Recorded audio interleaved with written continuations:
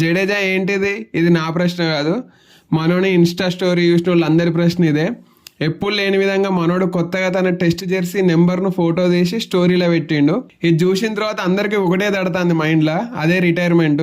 Border Gavaskar సిరీస్లో Ashwin retirement ఇచ్చేసిండు. అయితే అశ్విన్ జడేజా ఒక మంచి జోడీ అనేది మన అందరికి తెలిసిందే. అయితే అదే సిరీస్లో జడేజా ఘోరంగా ఫెయిల్ అయిండు. ఒకే ఒక్క థర్డ్ టెస్ట్లో 70+ రన్స్ కొట్టిండు, మనల్ని ఫాలో అన్నలు బతికిచ్చిండు. కాకపోతే ఆ తర్వాత దారుణంగా ఫెయిల్ అయిండు. కాబట్టి నెక్స్ట్ ఇంగ్లాండ్ సిరీస్కు మనోడిని సెలెక్ట్ చేస్తారో చేయరో డౌటే.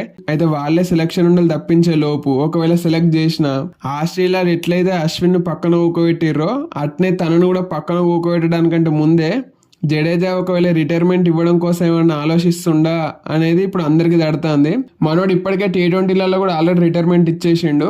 ప్రజెంట్ టెస్ట్ వన్డే కొనసాగిస్తున్నాడు. అయితే ఈ స్టోరీ చూసిన తర్వాత మనోడు టెస్ట్లకి వెళ్ళి కూడా తప్పుకుంటాడేమో, రిటైర్మెంట్ ఇస్తుండేమో టెస్ట్ ఫార్మాట్కు అనే ఆలోచన కలుగుతుంది.